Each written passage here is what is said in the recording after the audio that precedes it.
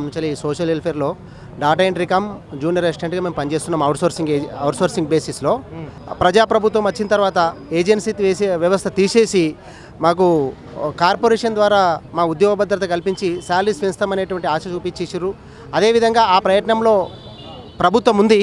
అయితే మా social welfare secretary madam గారు ఏం చేశారంటే, మీరు ఈ పోస్టులలో చేయడానికి వీల్లేదు, మీరు ఇంటికి వెళ్ళండి అనేటువంటి ఒక ఓరల్ ఇన్స్ట్రక్షన్ ద్వారా మమ్మల్ని వెళ్ళగొట్టడం జరుగుతుంది అన్నట్టు. అయితే ఇప్పుడు ప్రజెంట్ విధుల్లో ఉన్నాము. ఇవాళ మేము లీవ్ పెట్టి వచ్చినాము. అయినప్పటికీ కూడా ఎవరైతే లీవ్ పెట్టారో వాళ్ళందరినీ కూడా ఇంటికి పంపించేసేయండి అనేటువంటి ఓరల్ ఇన్స్ట్రక్షన్స్ కూడా జారీ చేసినట్టు మాకు ఇంతకుముందు తెలిసింది మాకు. అయితే మేము అనేది ఏంటంటే సార్, మాకు జూనియర్ అసిస్టెంట్ ఎవరైతే కొత్తగా వచ్చిర్రో గ్రూప్ 4 ద్వారా వాళ్ళందరినీ మేము స్వాగతిస్తున్నాం. ప్రమోషన్లు వచ్చినటువంటి వాళ్ళని కూడా స్వాగతిస్తున్నాం మేము. అయినప్పటికీ కూడా ఏమవుతుందంటే ఇంకా వేకెన్సీస్ ఉన్నాయి. ఆ ఉన్నటువంటి వేకెన్సీస్లో మమ్మల్ని ఫిల్అప్ చేయమని మేము కోరుతున్నాం అన్నమాట. అయితే ఆ వేకెన్సీస్లో కూడా మీరు ఉండడానికి వీల్లేదు, ఇందులో మీరు చేయడానికి వీల్లేదు అనేటువంటి ఉద్దేశంతో మమ్మల్ని ఇంటికి పంపించేటువంటి ప్రయత్నం జరుగుతుందన్నమాట.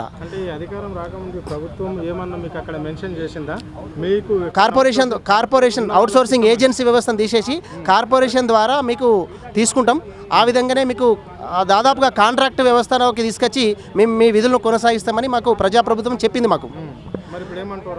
అయితే మాకు మన రాజకీయ నాయకులు కాంగ్రెస్ పార్టీ అధికారులు ఏమంటారు అంటే, మేము కాంగ్రెస్ పార్టీ మీకు అండగా ఉంటుంది అని వాళ్ళు అంటున్నారు. కానీ మాకు వచ్చినటువంటి సెక్రటరీ మేడం మాత్రము దానికి విరుద్ధంగా, వాళ్ళ వాదనలకు విరుద్ధంగా మమ్మల్ని తీసేస్తారు అనమాట. అదే విషయం మేము విన్నవించడం కోసమే ప్రజాభవన్కి వచ్చినాం సార్. మేము ప్రభుత్వ ప్రమేయం ఉన్నది అనుకుంటున్నాం సార్, ఉన్నది అనుకుంటున్నాం. అందుకోసమే మా బాధను చెప్పుకోవడం కోసమే వచ్చినాం అనమాట. వచ్చినాం. ఆ సార్ చిన్నారెడ్డి సార్ కూడా ప్రిన్సిపల్ సెక్రటరీ గారితో మాట్లాడినరు. ఆ తర్వాత సీఎం సెక్రటరీ గారితో కూడా మాట్లాడినరు.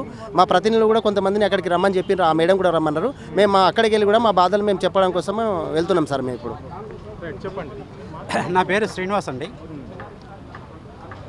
2010 లోపల ఒకప్పుడు ఈ గురుకులాలో ఎలా ఉండంటే టైప్ రైటింగ్ అట్లా సిస్టమ్ ఉండే. ఆన్లైన్ సిస్టమ్ అనేది తీసుకొచ్చారు. ఆన్లైన్ సిస్టమ్ అనేది తీసుకొచ్చినప్పుడు ఒక data entry operator, computer skill ఉన్నటువంటి వాళ్ళను, పీజీడీసీ గ్రాడ్యుయేషన్, పోస్ట్ గ్రాడ్యుయేషన్ ఉన్న వ్యక్తులను ఆ సర్క్యులర్ ప్రకారం తీసుకొచ్చుకొని ఈ 2010 నుండి 14 వరకు ఇప్పటి వరకు గత 15 సంవత్సరాల బట్టి మేము సర్వీస్ చేస్తున్నాము. ఇప్పుడు గ్రూప్ 4 నోటిఫికేషన్ ద్వారా వస్తున్నటువంటి జాక్ట్ పోస్టులు మా పోస్టులోకి వస్తున్నారు. ఓకే, రానియండి, మేము వెల్కమ్. మాకు పని భారం కూడా బాగుంది. కానీ ఒక స్కూల్లో 5 పోస్టులు ఉన్నాయి సార్, రికార్డ్ అసిస్టెంట్ నుండి సూపరింటెండెంట్ క్యాడర్ వరకు. సీనియర్ అసిస్టెంట్ పోస్టులు, సూపరింటెండెంట్ పోస్టులు మ్యాక్సిమం 269 పోస్టులు ఖాళీ ఉన్నాయి సార్. అందులో మమ్మల్ని సర్దుబాటు చేసినట్లయితే అగ్నిస్ట్ పోస్ట్ కింద మా ఫ్యామిలీస్ అన్నీ సెక్యూరిటీ అవుతున్నాయని మేము ప్రజాభవన్కి అధికారికి వినియోగించుకున్నాం. మేము 350 మంది ఉన్నాం సార్.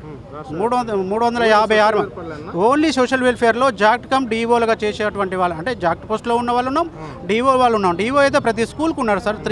269 ఇన్స్టిట్యూషన్లో ప్రతి ఒక్క స్కూల్లో ఒక డిఓ ఉన్నాడు.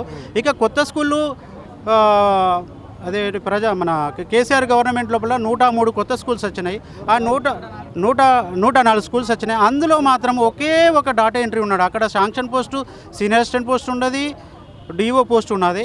అక్కడ ఆ స్కూల్స్ కూడా అప్గ్రేడ్ అయినాయి. ఇప్పుడు ఇంటర్మీడియట్ వరకు వచ్చేసినాయి. అంటే 5th to ఇంటర్మీడియట్ అంటే 640 స్టూడెంట్ ఉన్న కాడ, 40 మంది టీచింగ్ స్టాఫ్ ఉన్న కాడ, ఒక్క నాన్ టీచింగ్ స్టాఫ్ ఉన్నటువంటి డాటా ఎంట్రీ మేము మా పోస్టులు, మా బతుకు తెరువు కోసము దాన్ని అహర్నిశాలు మార్నింగ్ 6 o'clock మొదలు పెడితే రాత్రి 10-11 అయ్యే వరకు, పడుకునే వరకు కూడా మేము శ్రమ పని చేస్తూనే ఉన్నాం.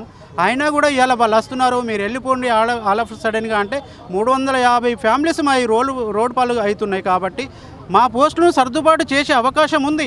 సెక్రటరీ మేడం గారికి నేను అక్టోబర్ 23 రోజున ఒక రిప్రజెంటేషన్ ఇవ్వడం జరిగింది. మేడం వాళ్ళు వస్తున్నారు, వాళ్ళకు మేము స్వాగతమే, మేము మెంటల్గా ప్రిపేర్ అయి ఉన్నాము. ఎందుకంటే రెగ్యులర్ పోస్టులు వచ్చినప్పుడు మేము వైద్యులు కూడా, ఎందుకంటే మేము అవుట్సోర్సింగ్ విధానంలో మేము ఉన్నాం కాబట్టి మేము మెంటల్గా ప్రిపేర్ అయినాం. కానీ సర్దుబాటు చేసే అవకాశం ఉంది. ఆడ సీనియర్ అసిస్టెంట్ పోస్ట్లో సర్దుబాటు చేసే అవకాశం ఉంది. పనిచేసినాక ఒక లెక్క ప్రకారం 2 years పనిచేస్తే అందులోకి వెళ్ళిపోయే అధికారం ఉండదు కదా. ఓకే సార్, మెంటల్ గా ప్రిపేర్ అవుతారు అంటే కొంతమంది ఏజ్ కూడా అయిపోయిన ఏజ్ దగ్గర. ఇప్పుడు నా వయసు తీసుకుంటే 50 సంవత్సరాలు సార్. ఓకే. ఆ రెగ్యులర్ పోస్ట్ వచ్చినప్పుడు మా పోస్ట్ అనేది అక్కడ 5 సర్క్యులర్ ఏం చెప్పింది, రికార్డ్ అసిస్టెంట్ నుండి సూపరింటెండెంట్ క్యాడర్ వరకు 5 పోస్టులు ఉంటే అక్కడ డాటా ఎంట్రీ ఉండదు సార్.